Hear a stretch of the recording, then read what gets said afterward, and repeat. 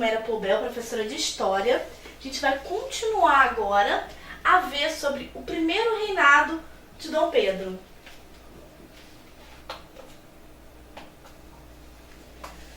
Chegamos aqui na Confederação do Equador. Fazer uma pequena volta. É votada, a Assembleia Constituinte para fazer uma Constituição para o Brasil. Só que aí reduzir os poderes de Dom Pedro. Dom Pedro não fica feliz, manda fechar a Assembleia e ainda prende os seus deputados. Manda um conselho fazer uma nova Constituição que institui uma novidade, o poder moderador. E o que é esse poder moderador? Esse poder moderador acaba se colocando acima do executivo, judiciário e legislativo. Então Dom Pedro reúne na sua mão muitos poderes. E aí ele já tinha uma impopularidade crescendo, primeiro quando mandou fechar a Assembleia e prendeu. Depois, quando ele institui esse poder moderador, a insatisfação popular fica maior. Aí a gente chega aqui, na Confederação do Equador. O autoritarismo de Dom Pedro era duramente criticado em várias províncias brasileiras. Gente, pensa o seguinte, Brasil, tamanho que ele é, enorme. O governo estava no Rio de Janeiro, estabelecido no Rio de Janeiro. Hoje, você tem televisão, você tem internet, você tem rádio, você tem uma série de coisas que mesmo o nosso governo estando em Brasília, por exemplo, a gente consegue das nossas casas ter acesso ao que está fazendo, ao que, tudo que está acontecendo no centro de decisões, a gente tem acesso.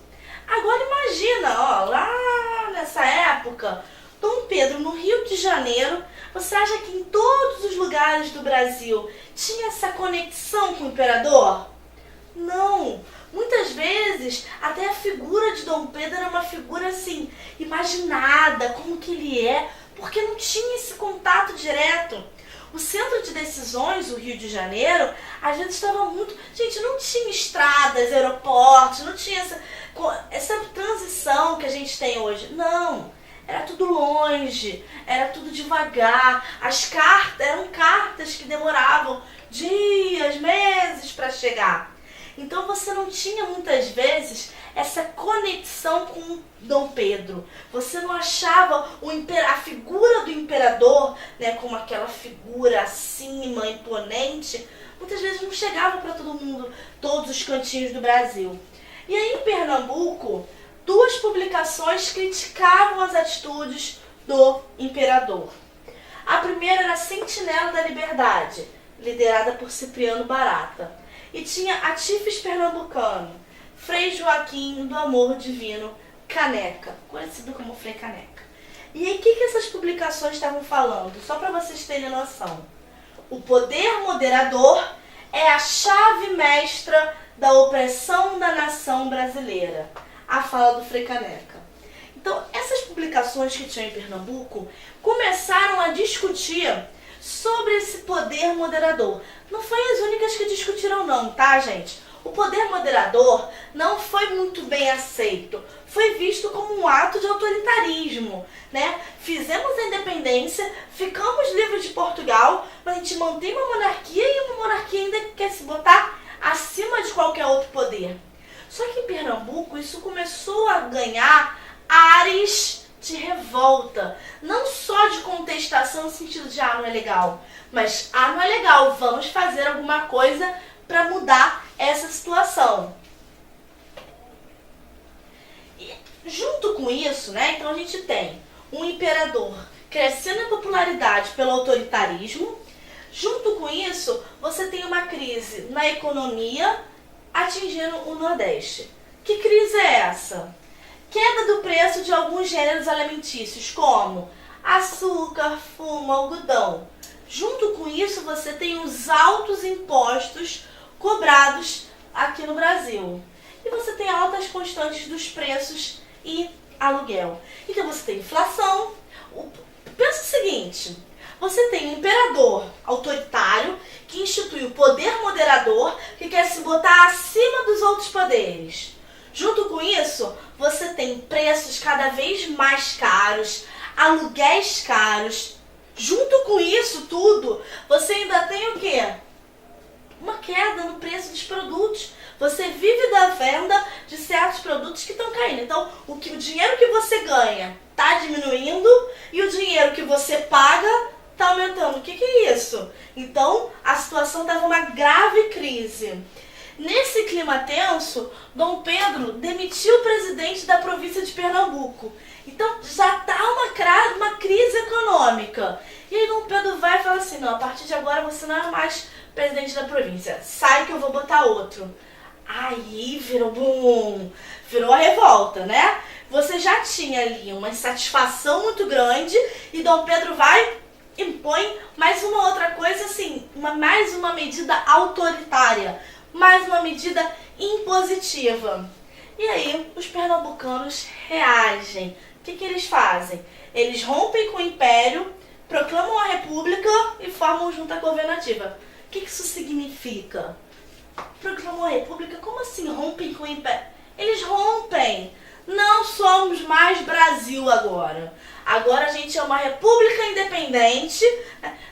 Pensa, o que aconteceu na América do Sul como um todo foi o quê? Era tudo governo espanhol e aí, por causa de atritos, por causa de insatisfações dentro, cada um foi rompendo e foi criando o que é hoje? Argentina, Chile, né? Uma série de países menores. A Confederação do Equador, se você levar à risca, você pode fazer uma comparação assim.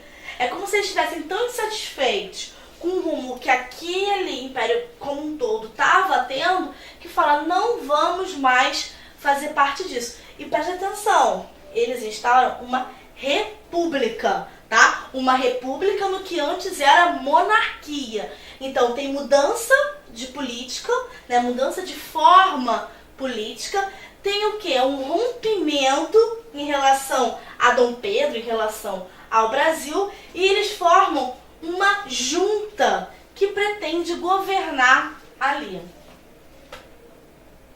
A Confederação do Equador, gente, seria isso aqui, tá? Vocês estão conseguindo ver? Por quê? Recebe o apoio de Alagoas, Paraíba, Rio Grande do Norte e Ceará. Então isso daqui, ó, é como se fosse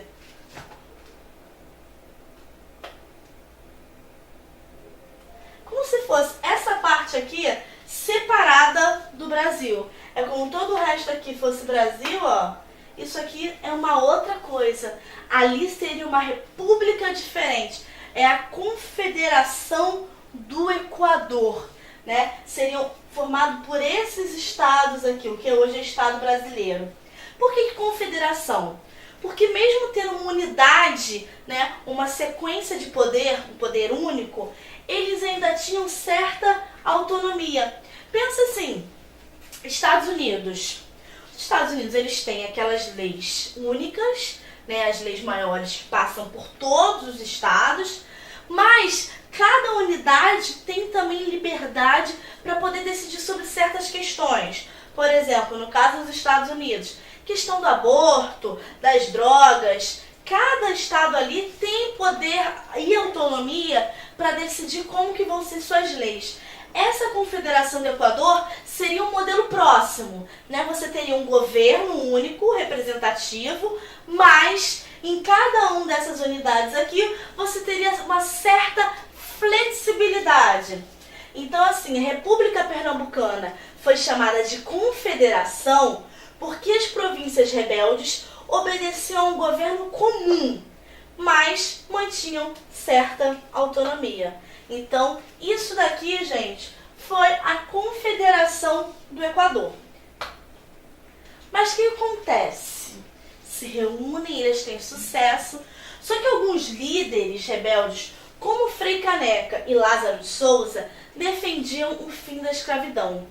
A maioria, porém, era escravista. Todos os movimentos que vocês verem no Brasil, por muito tempo, tem essa questão da escravidão como um ponto forte, tá? Você vê, se você lembrar da Inconfidência Mineira e Conjuração Baiana, o que divide, o que separa as duas, né? A principal diferença. Enquanto a Conjuração Mineira, você não tinha uma definição sobre o fim ou não da escravidão, porque tinha elite no meio. A Conjuração Baiana também é conhecida como Revolta dos Alfaiates, por quê? Porque tinha participação popular. Se tem participação popular, eles estão a favor do fim da escravidão. Aqui, o que acontece na Confederação do Equador? Alguns líderes queriam também o fim da escravidão, mas isso provoca a divisão e o enfraquecimento do movimento, porque não era um movimento único. Você tinha várias linhas de pensamento ali dentro. Os grandes proprietários, assustados com a ideia de libertação dos escravos, abandonaram o movimento. Então o Kennedy estava reunindo mais de um estado, era uma confederação. Alguns vão saindo. Não, calma aí, é para acabar com a escravidão? Ah não, então, obrigada, não quero mais não. E sai do movimento. Por quê? Os grandes proprietários não estão interessados em acabar com a escravidão. Eles lucram muito com isso. E aí o movimento vai ficando cada vez mais enfraquecido. Até ter essa repressão da Revolução mesmo, né? Como que acontece? O governo brasileiro pede empréstimo de 1 milhão de libras com os banqueiros britânicos. Prestou atenção? Novamente, Inglaterra participando disso. Inglaterra participa para dar dinheiro para a gente pagar a nossa autonomia em relação a Portugal. Inglaterra faz a gente assinar o Tratado de Comércio e Navegação, mantendo baixos impostos para os produtos ingleses. E Inglaterra participa também ajudando a acabar com a Confederação do Equador. E aí chegam poderosas forças militares, né? O almirante britânico Thomas Cochrane por mar e brigadeiro Francisco de Lima e Silva por terra. Então vem tanto por terra quanto por mar para acabar com essa confederação. Embora com poucas armas e sem navios, os nordestinos ainda resistiam por quase 2 meses.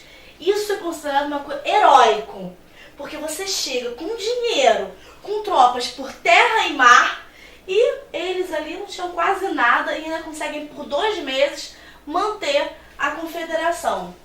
E as forças imperiais, principalmente mercenários britânicos, cometem muita violência em Recife, matando populares e incendiando casas, mesmo depois de ganhar a guerra. Então foi uma repressão muito forte, muito forte. Essa repressão, né, à Confederação do Equador teve um momento muito significativo. Frei Caneca era um dos líderes do movimento, né, e ele foi condenado ao fuzilamento. Só que o que acontece? Frei Caneca, além de ser frei, né, ele era uma pessoa, uma figura muito carismática, muito querida pela população. Então, na hora que foi dada essa ordem de tem que fuzilar Frei Caneca, teve uma dificuldade enorme para quem ia fuzilar o frei querido por todo mundo. Os carrascos negavam-se, né? Os carrascos são aqueles destinados a matar. Eles se negavam a fuzilar Frei Caneca. Eles tentaram, aí tentou-se com escravos, né? Então vamos pedir para os escravos também não queriam. Então assim, foi uma dificuldade até encontrar alguém que se dispusesse a fuzilar Frei Caneca, né? Por quê?